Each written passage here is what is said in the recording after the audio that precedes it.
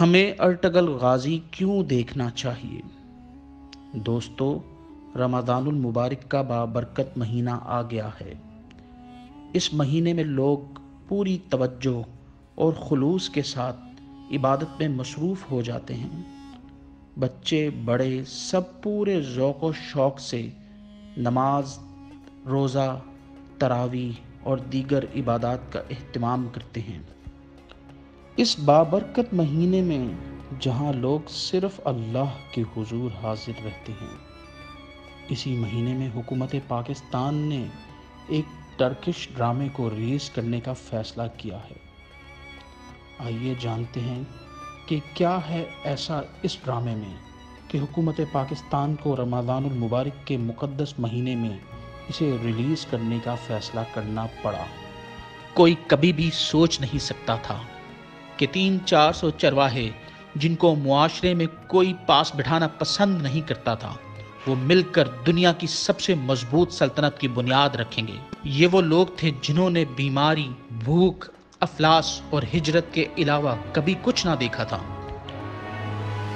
رسمی تعلیم کا تو انہوں نے کبھی نام تک نہ سنا تھا۔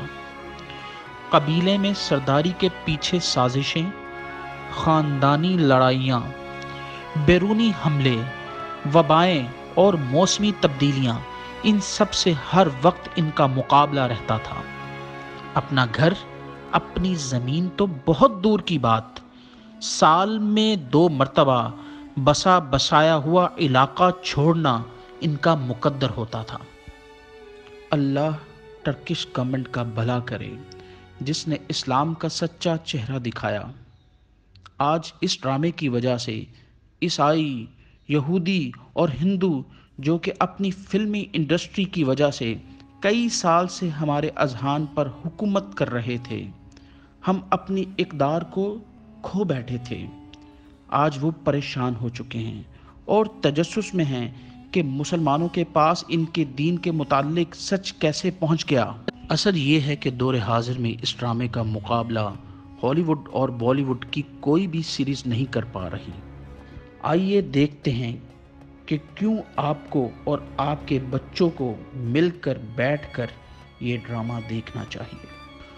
سلیمان شاہ اور ان کے بیٹے، بالخصوص ارطغرل کے اللہ پر بے پناہ ایمان اور آقائے دو جہاں صلی اللہ تعالی علیہ وآلہ وسلم سے انتہا کے عشق نے اس عظیم سلطنت کی بنیاد رکھی۔ یہاں یہ وہی ارطغرل غازی ہیں جو عثمان غازی کے والد ہیں، جن کے نام سے دنیا کی طاقتور ترین سلطنت عثمانیہ وجود میں آئی۔ سلطنت عثمانیہ آج بھی مقتدر حلقوں میں بہت خوبی سے جانی جاتی ہے اور آج کا ٹرکی اسی سلطنت کا حصہ ہے۔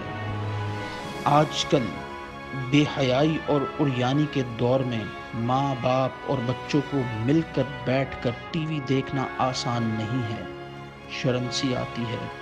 اسی دور میں یہ ڈرامہ عین اسلامی ضابطوں اور اصولوں کے مطابق بنایا گیا ہے۔ اس میں خاندانی روایات کو اجاگر کیا گیا ہے۔ اس میں بڑوں کی عزت، بالخصوص والدین کے مرتبے کو نمایاں کیا گیا ہے۔ آپ ایسے کمال سین دیکھیں گے کہ بچہ ماں باپ کے ہاتھ پاؤں روٹین میں چومتا رہتا ہے۔ آج کل ہماری یوتھ کنفیوژن کی شکار ہے، لیکن ارادے کی پختگی بہت ضروری ہے، اور میں بہت یقین سے کہہ سکتا ہوں کہ جو بھی اس ڈرامے کو دیکھے گا، ارادے کی پختگی حاصل ہوگی۔ ارطغرل غازی جب بھی جس بھی مشکل میں پھنس جاتے، حضرت شیخ محی الدین ابن العربی رحمۃ اللہ، جن کو صوفیہ شیخ اکبر کے نام سے جانتے ہیں، جو کہ حضرت غوث اعظم رحمۃ اللہ کے مرید خاص ہیں، اللہ کی طرف سے ارطغرل کو بچانے آ جاتے۔